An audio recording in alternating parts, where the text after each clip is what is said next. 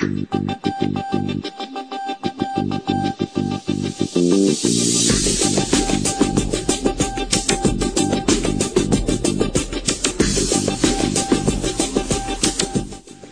back to day 11 of the course in Mastery. Today, Tom Wood is going to cover the power of influence and give you steps to follow in order to be more influential when you communicate with people. Then, one of my personal favorites, Jim Stovall, is going to tell you a heart-gripping story of the person who has influenced him most. Would you like to be able to convince your spouse that you are right every time? Would you like your boss to listen and act upon your ideas? Every idea. Would you like people to give you money and feel great about it? Would you like your kids to listen to you with attention and discipline? Might sound impossible, but these results come from studying and mastering the power of influence. The last 2 days we've gone over building rapport and building a network. Today we're going to give you the skill of influence to help you do whatever you want with that network. Influencing people is not just about communicating. Influencing people is communicating with people so that they take action. The Greek orators, Demosthenes and Cicero, were famous for their ability to speak. But Cicero had something that Demosthenes didn't. Cicero had the ability to influence. It was said that when Demosthenes spoke, people got excited. And when Cicero spoke, people went to war. Today I'm going to show you how to speak, how to communicate with the power and influence of Cicero. You're going to learn how to communicate so that people take action. Get out your journal and pen. You're going to want to take notes on this. You're also going to want to put these principles into action. Action creates results. It creates learned behavior. Here's my quick list, my super simple strategy for influencing people. Are you interested enough to write this down? You're going to want to remember this. Step number 1, build rapport. Write that down, build rapport. Building rapport is building trust, consciously and unconsciously. Remember, this is a skill that you've got to master. You've got to study this over and over again. Before you can influence anybody about anything, you must have rapport. Step number 2, discover and listen. You've got to ask questions so you understand people and where they're coming from. You can't give somebody directions on a map if you don't know where they're starting from. You've got to find out where they start from, and you've got to listen with genuine interest. That's number 2. Step number 3, expose the problem. People take action to solve a problem. We clean the car when it's dirty.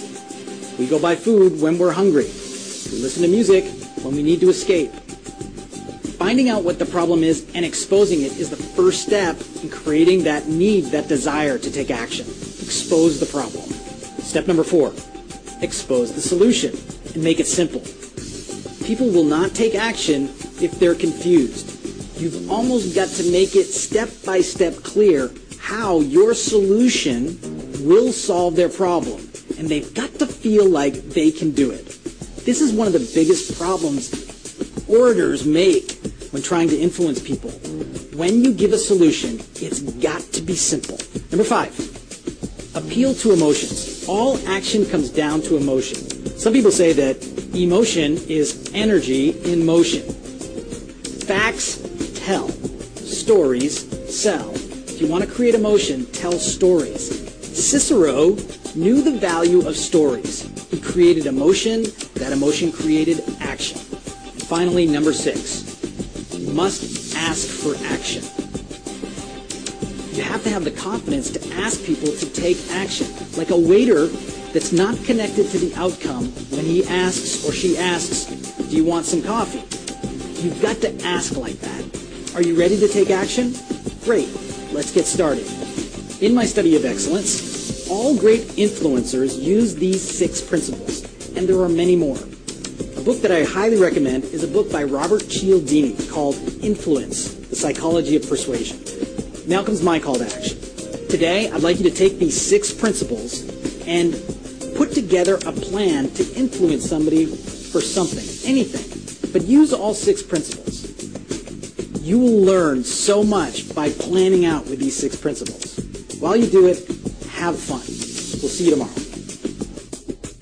Today's expert, Jim Stovall, is someone that I consider to be one of our most influential speakers. Despite being faced with total blindness, he has gone on to become a National Olympic weightlifting champion, an Emmy Award winner, the co-founder and president of Narrative Television Network, as well as a world-renowned speaker and author. In this next clip, he tells the story of the person who has influenced him most, and he's not someone you would normally expect. This story really touched me the first time I watched it, and it definitely influenced me. I hope you enjoy it as much as I do. And one of the questions I've been asked more than any others, Jim, out of all the people you've met, the movie stars, the athletes, the politicians, who has impacted your life the most?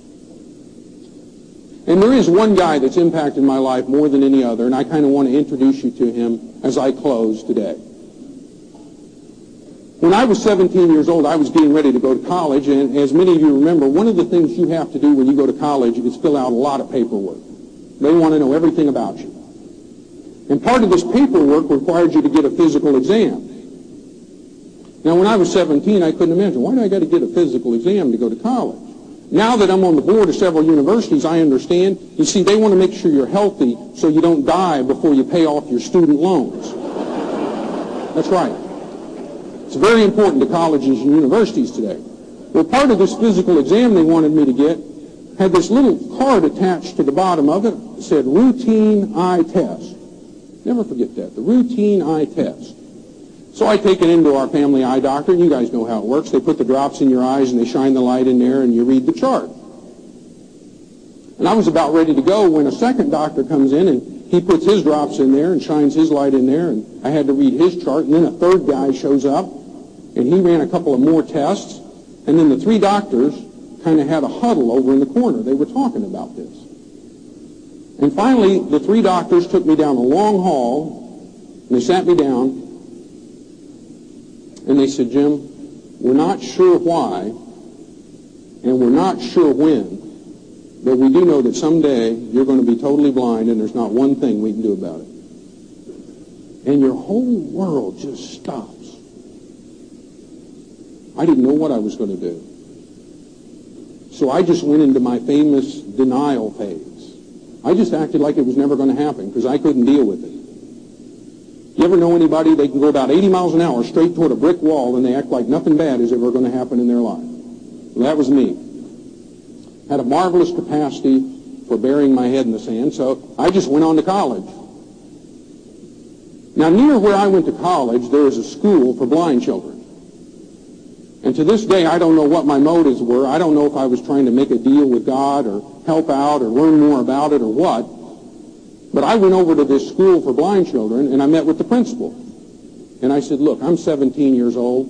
I have no background, no training, no experience in working with blind kids, but I'd like to teach here.